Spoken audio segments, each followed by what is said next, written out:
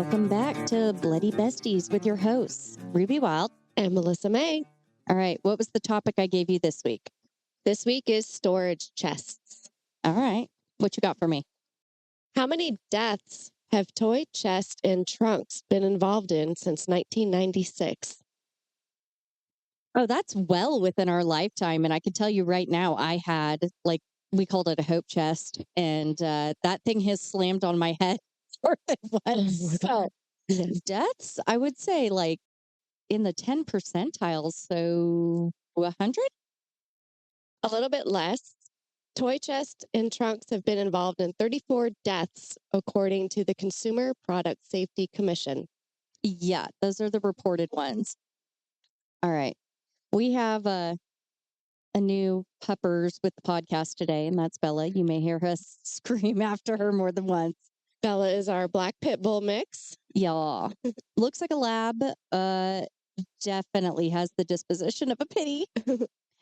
But yeah, so I'm slouching, so sorry if I'm sounding really compressed. But I have more. Oh, yeah, give me more. Kids have suffocated after climbing into airtight chests with lids. Oh, I didn't realize that was it. I thought it was like slamming lids on the kids. No, suffocation. Oh. So the lids automatically latch when they close down. Some children have been strangled when they reached into the chest and the lids closed suddenly on their necks, which is what you were thinking. Yeah.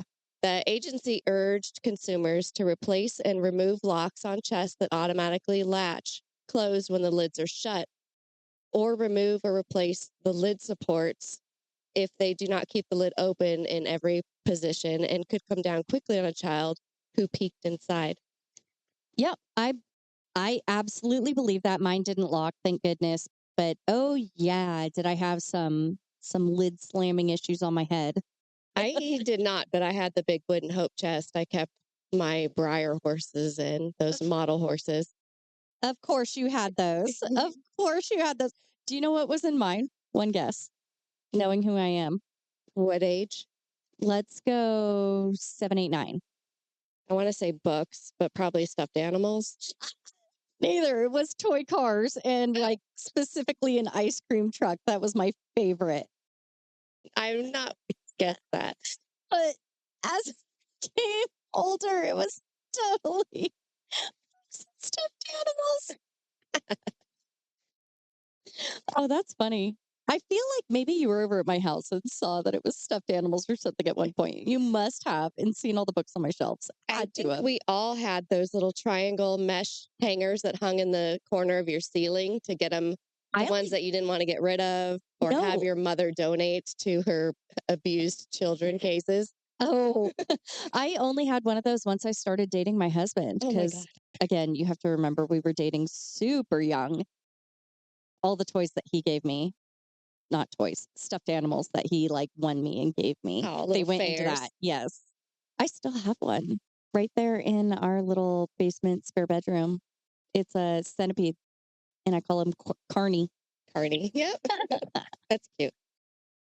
But yes, so we're talking about storage trunks, storage chests, and it's definitely going to be an anthology series because to talk about just one case, it's near impossible. There's way too many, as Mel was telling you, different ways that trunks can be involved. All of these happen to be dispo methods. All right, so there are many different types of trunks: elephant, car, tree, swim. Today we're talking about storage. Yet, I don't think the following cases will display that they have been used for the purpose correctly. As you may have been packing up for the holidays, you may want to think about what you bring with you. Trunks have been around for thousands of years and are usually used to contain personal belongings the same as you would a suitcase. Some are opulent, some are basic, yet all would have been common to be seen lugged around, stored in hotels and train stations. Basically, they were innocuous containers. Due to their large size, they were pretty much makeshift coffins. As we will demonstrate with the following tales, there are many bodies found in trunks. We decided to narrow them down and consolidate the tales, and you have been warned, and trust me when I say this is not even close to all of them. In July 1889, I don't know why I do this to myself. Uh, Toussaint Augustin Gouffet. French? Yeah. Was a 49-year-old sheriff's officer and was reported missing by his brother in law in Paris. It took a few days before his body was discovered decomposing in Lyon. He was in a bag down a steep embankment by a river, with a splintered trunk discovered nearby. At the time of his discovery, Assistant Superintendent Marie Francois Gorion was sent to investigate.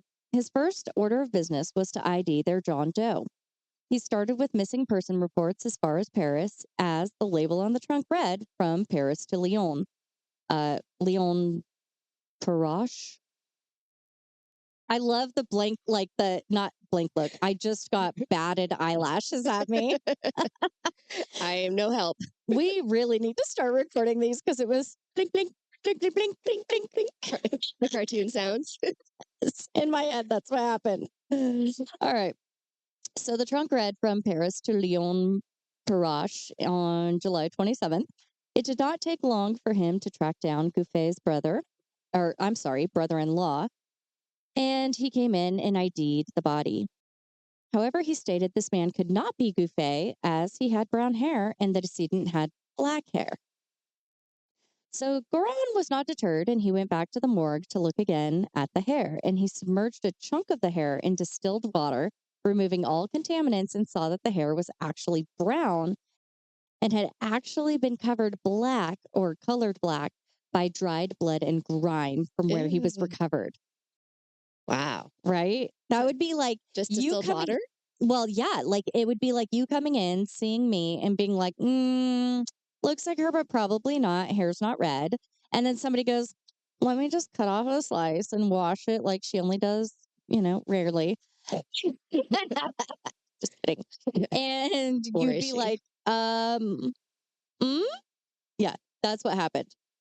He then enlisted the help of professor of forensic medicine at the University of Lyon, Jean-Alexandre Eugene Lacassonnier, who was the person in charge of studying bones and hair. He started by removing the decomposing skin and looked at the skeleton, found a deformity of the right knee, which would have resulted in the man having a limp. Gouffet's family confirmed he did have a limp due to being thrown from a horse. I get that. The body also had damage to the thyroid cartilage, strangulation not due to garrote, but manual. So there's that. An examination of his teeth showed his age to be around 50. Gouffet was around 49. I apologize if his name is not Gouffet, but when I looked it up, that's what it said. So I apologize. Hair from Gouffet's hairbrush compared to the corpse under the microscope was concluded to be similar. Jean stated that the body was, in fact, Gouffet. All right.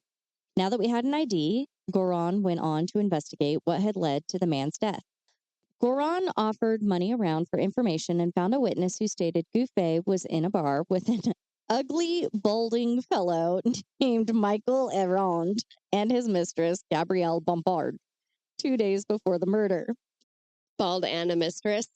Yeah, I mean, this is the description that I got. I was like, oh, snap. Okay. When Goran tried to question the couple, however, they were nowhere to be found. Goran went on another track to see if the couple did indeed have anything to do with the murder. He hired a carpenter to recreate the trunk, which was then put on display to try and see if anyone recognized it. A Frenchman living in London, after seeing the trunk published in papers, told Goran that in July, a man and his daughter had lodged with him, and they had bought a trunk similar to that was displayed.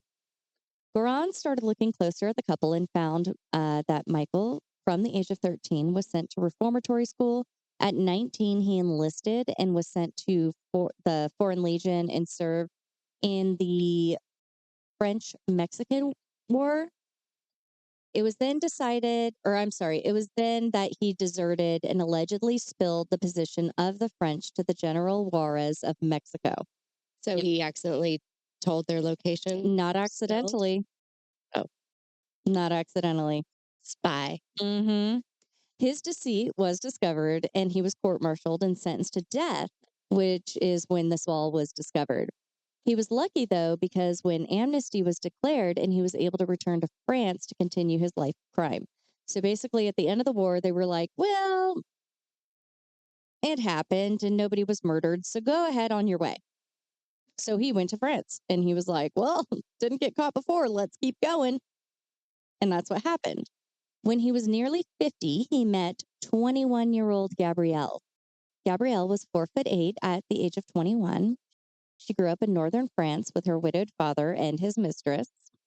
She was sent to a boarding school and convents because she was misbehaving constantly. She was being expelled, sent home. They were like, we don't know what to do with you. And so now when he found her, she was living alone. She was short on money and super grateful of the attentions of a man that she believed would take care of her because he was older. He was 50. However, the couple was soon short of money and needed a plan to make more. Their solution was murder, specifically of a man that they believed that would be flush with cash from his collections, Buffet. After the murder, the couple fled the country only to be found January 1890 when Gabrielle surrendered herself to the police, claiming that she was Michael's victim.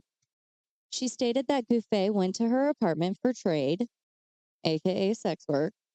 She then removed her robe sash, wrapped it around his neck, and connected it to an overhead pulley. It was then that Michael came out of a hiding spot behind a curtain and he pulled on the sash, which then, like, the sash had come loose because it was just a sash, like, tied to a pulley. So Michael then strangled Gouffet to death with his hands. It was all about the money. They then fled Lyon with the trunk and continued on to the United States. She said she came back to France when Michael tried to convince her to commit murder again, and that he used hypnosis to have her help murder Gouffet. Michael was captured in Cuba and extradited to France. The couple contended each other was the killer during the trials, but in the end, Gabrielle received a sentence of 20 years and Michael was executed by guillotine. Gabrielle was released from prison in 1903, having served only 13 years. That's crazy. A guillotine. Right? And step one, or I'm sorry, case one, that was. Okay. And my biggest thing is they set it up and like there's cartoon drawings of him hiding behind the curtain while she's got him seduced on a couch and she's like seductively wrapping the sash around his neck to put to a pulley that they had situated beforehand. It's Do you think they're crazy. Cartoons from the newspapers? The way of drawing it? Uh-huh. I love looking at old newspapers from these times. It's pretty amazing. Case number 2. What do you get when you cross Wimbledon with murder? Have you ever heard of Wimbledon? Yeah. That's where they play tennis match. Yeah. Did you know that there was a murder associated with a Wimbledon player? No. I don't know why I have to say it like that. Wimbledon. Isn't there a T in there? Wimbledon? No. It's Wimbledon, but I just feel like I'm mumbling when I say it like that. All right. One man, his name is, again, I don't know why I do this to myself, Ver Saint Leger Gould. He was an Irish tennis player. Yeah, that's Irish. No. I call bullshit. Yeah. All right. Adopted. Yeah. Love. He was an Irish tennis player born into a wealthy family, with his father being a baron. In 1833, he was no longer in the tennis scene and instead had dove deep into a life of drugs and alcohol. He was on an errand from a relative to go and pay a bill at a dress shop that was owned by Marie Geraldine. She had previously been married twice and had a taste for the finer things. She saw a target in Vere as he came from a rich family. By 1891, she had successfully seduced him and the couple were married. Yet all was not bliss as they were soon in debt. The couple started moving first to Canada in 1897 and then to Liverpool by 1903. By 1907, Marie convinced Bear to go to Monte Carlo to gamble, as she stated she knew how they could win. It's a sure thing. It's a sure bet. I got it, right? Nope. Well, they didn't win. They wound up borrowing money from a widow that they had befriended named Emma Levine. Emma absolutely considered this money a loan. Like they borrowed money. She considered that that was a loan and they were to pay her back. And that was to be paid back before she left Monaco. Have you ever been to Monaco? Wait, no, I take that back. I know better. I don't know why I just asked that.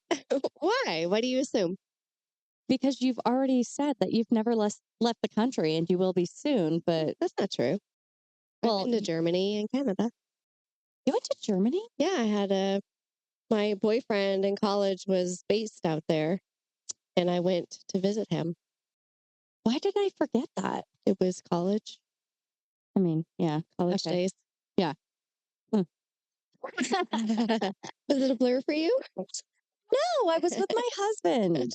I just did a lot of other things. But I don't know. I just assumed that you had never been to France. Nope, Germany. Okay. Well, Monaco, Never been. I have been there a couple of times and I am not rich enough to enjoy it to its fullest. I could tell you that right now. Like I've gone into the casino, can't afford to gamble there. And the little cafes on the outside, my husband and I had to share a dessert. We'll put it that way. But I can picture it, and it's definitely for rich people, Huh. which is not me. And I've only seen it because I think F1 races there. So, my husband and I actually were traversing through Italy and France with our friend who happens to also be our tattoo artist. And he has his own YouTube with his girlfriend called Naughty Nature RV Chronicles. And they started by being on a catamaran, and now they have switched to being in an RV, and they're going to be going through all of the United States and giving little bits about the towns that they're in. But we had gone there with him and he insisted that we take our little rental car and drive the F1 course. And we did. You're And it's- loud, huh? Yeah. It's Nice. well, because it's Through the actually, yeah, it's through the city. It's just, it wasn't closed off at the time. Correct. And so it was just something that both him and my husband wanted to do. And I just sat in the back with my car wine in my mason jar and called it a day. That sounds lovely. It was amazing. That entire trip was amazing. You know that we all got tattooed on that trip, right? Yes. Yeah. So it's very memorable. They had wound up borrowing the money from the widow, and without official resolution, the couple left Monaco for Marseille, working their way all the way home to London. And while in Marseille, a porter who was handling the trunk noticed a very bad smell and red fluid that was seeping out. The porter went to the couple's hotel room to ask, "What's in the trunk?" Fight Club. You know I want to say it. What's in the box? Did you say Fight Club? Wrong. 7. I'm so sorry. I say it all the time. I'm horrible. Okay. Oh, what's in the box? Yeah, sad. Well, they said it was slaughtered chickens. Ew. The porter was skeptical and went to the police. Authorities opened the trunk and found the remains of a nude, disemboweled woman's torso. Upon looking at the couple's other luggage, they found Emma's severed head and legs inside their valise. Valise. Doesn't matter. Not a word we use. And that's a smaller traveling bag. Emma's jewelry was found in Marie's purse. The couple, once confronted, stated that they did not kill her. They did dismember her after they witnessed her murder by her lover. They were scared that they would be the ones that were charged, and she was killed in the villa that they were renting, and that's why they wanted to hide her body. Eventually, Bear confessed to the whole thing, stating that they did not have the money to pay Emma back, and they struck her in the head while she was in the villa. After they did that, Bear then stabbed her with a knife. That same knife was used to dismember her. Even after his confession, police were not convinced that he partook in the murder at all, let alone by himself, and therefore they put Marie on trial as well. They were both found guilty of murder. She was sentenced to death by guillotine, which was then commuted to life in prison. She insisted that her death happened in front of the Monte Carlo casino. to that casino that I couldn't even afford to gamble in. Uh, Yeah. Well, she died in French prison in 1914 of typhoid, not in front of the Monte Carlo casino. Ver, for his part, was banished to French Guiana to a place called Devil's Island. I have to say this. I literally this week finished recording an episode of Devil's Island with Vintage Homicide with Miss Mayday. oh, fun. So unintentionally, I tied these two together and had no clue until right this second that I did it. But if you want to hear more about it, it's a two-parter. Like we went hard into it. But in short, Devil's Island is a French penal colony with a peak death rate of 75% during its operation. It consisted of a labor camp that had prisoner on prisoner violence, harsh punishments, brutality by the guards, tropical diseases, and more than 80,000 prisoners sent there that never left in its century of operation, with numerous escape attempts and escape successes, if you will. So if you want to hear more about that, I did not realize that I tied these two together. I'm going to have to check it out. Yes. And Ver could not take life on the island and killed himself in 1909. All right, on to the next case. This next case happened in 1927 in New Orleans. A housekeeper had walked into a neighbor's house to clean up, yet didn't make it too far into the apartment before running away screaming.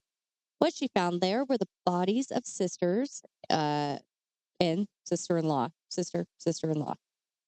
And that was Teresa and Leonid, who went by Lonnie Moiety. Lonnie, who was married to Joseph, was found in a closed trunk in a blood-spattered bedroom of the apartment. Again, spatter, not splatter. Teresa was married to Joseph's brother Henry and was found in a trunk in the front bedroom of the apartment. They had both been decapitated and dismembered. The murder weapon was a 2-foot long sugarcane knife that was found in one of the trunks containing the bodies.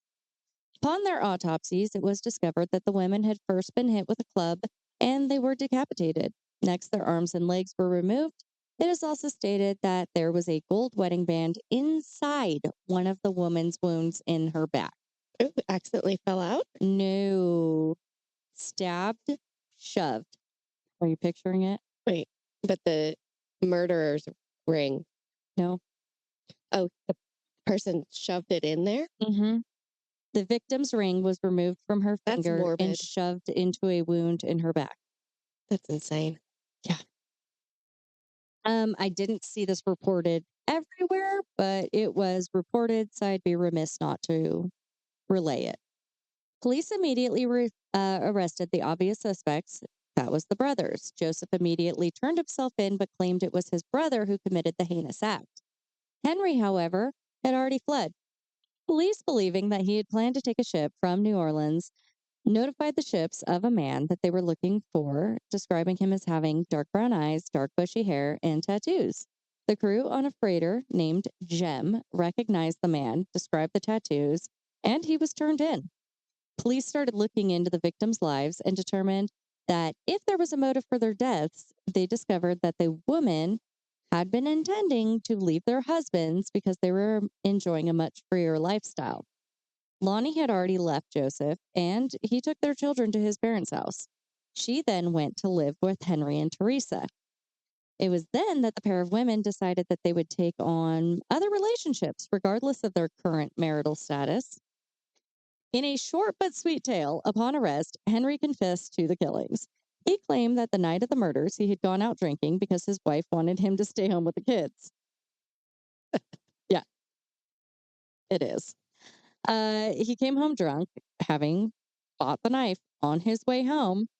Henry stated that he went to eat with the sisters and the children. So he came home drunk and he was like, let's go ahead and just have a meal together, be cordial, whatever. And it was during this time that Henry heard a rumor that Teresa had been stepping out on him. Okay, so I said that wrong. He was out, he was drinking. He heard that Teresa had been stepping out on him. So he comes home on the way buying a knife and just sat with the sisters and was like, let's just have a meal together. So that's premeditation. Mm-hmm. Now, after everyone went to bed, Henry decided, I'm not going to deal with this. Teresa has to die. Yep. He went into the bedroom, stabbed her. Then his sister-in-law, who he blamed for Teresa's cheating because she was the bad influence. It's never his fault. He chopped her up as well, put them both into trunks, and fled.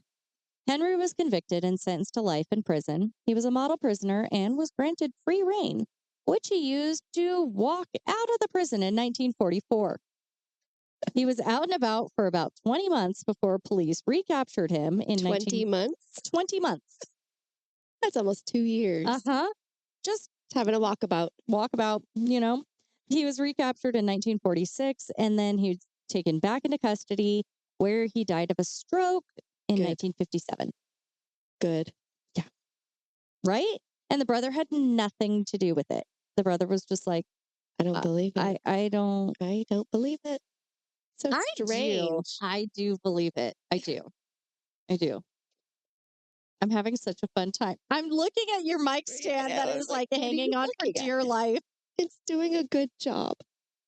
We're all just hanging in there for a few more days. I've got new mic stands on order, but it's hanging on for dear life. At least it's holding it here. And then you got me where I'm hugging, putting baby in the corner. In 1931, a train from Phoenix to Los Angeles, a baggage handler was having a bad day. He noticed a foul smell and fluids were seeping from trunks that were on the train. He reported this to the district baggage agent, thinking that this was someone attempting to smuggle deer meat. Once in Los Angeles, the baggage agent asked the owner of the trunks, Miss Winnie Ruth Judd, for the key to the trunks. She told the agent that her husband had the keys and she would go and retrieve them. The trunks were left at the station. Ruth left with her brother, and she didn't return. The agent reported the trunks to the police. The police opened the trunks and realized that they were dealing with something more notorious than smuggled deer meat.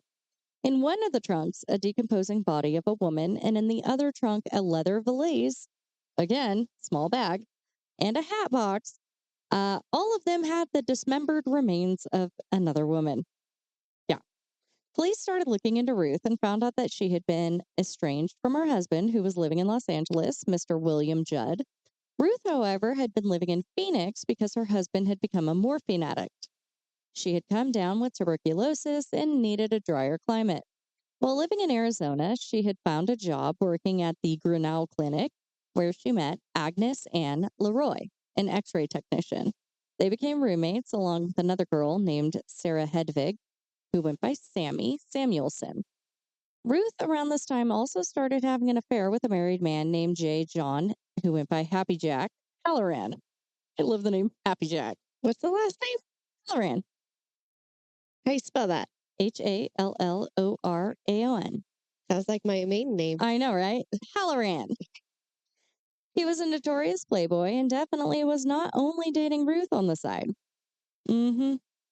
Ruth and Annie had a falling out as they were both having relationships with Happy Jack. Oh, he's a Happy Jack. This led to, it reminds me of Jackie Boy. Oh. I would have brought him, but he hates car rides. I know. We're talking about her dog, not husband of any sort. Not my Playboy. Oh, little Jackie Boy. All right. So Ruth moved out because of this whole double side of Happy Jack.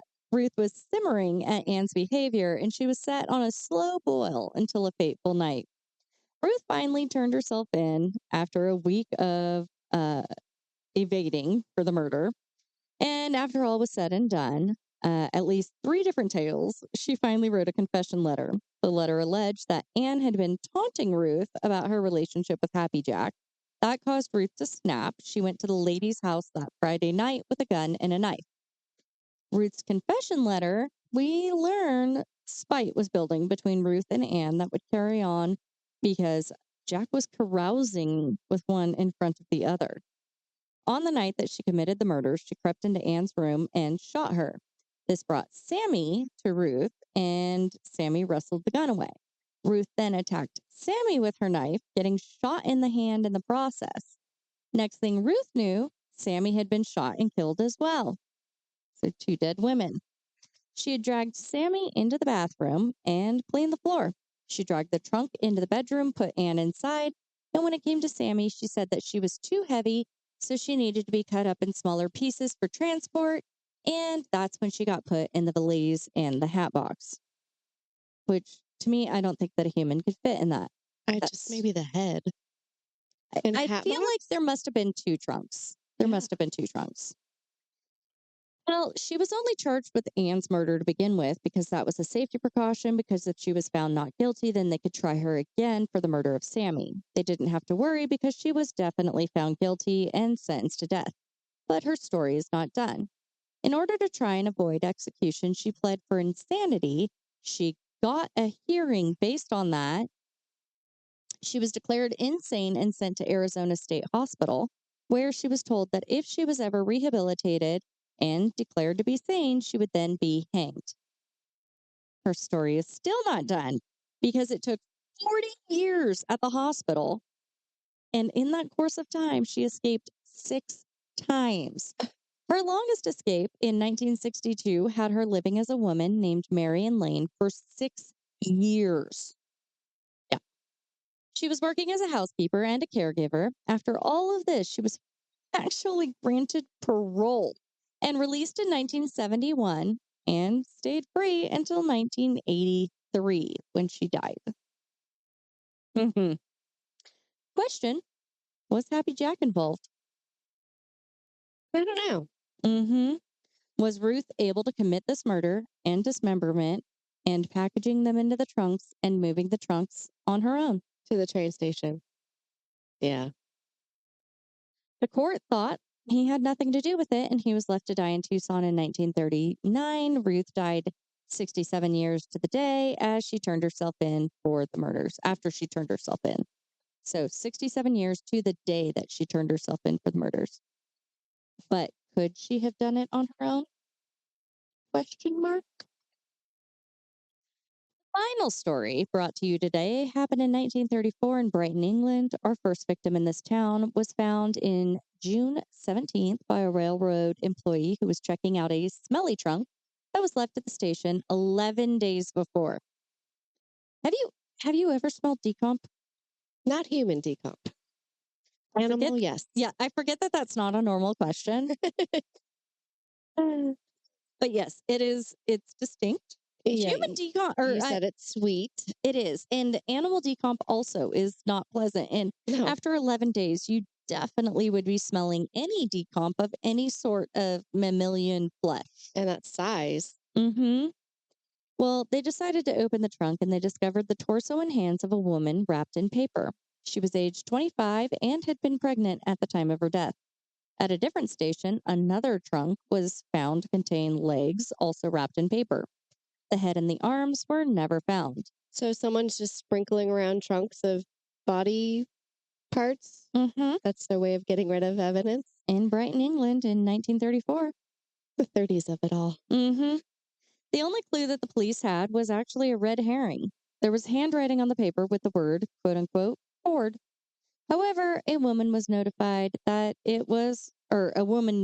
police that it was her handwriting on the bag, and she returned it to the store to be reused.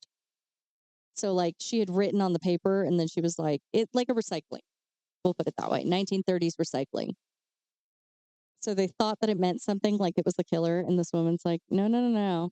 I just recycled my paper. And Or it said what on it? Ford. Ford. Ford. Okay. Yeah. Huh. It was unknown how this woman was murdered or even who she was, and was referenced simply as pretty feet. Yeah.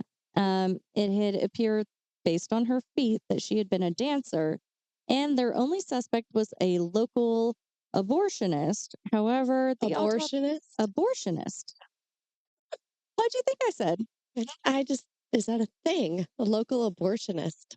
Back in 1930s, it was. That's what happens when you make abortion illegal.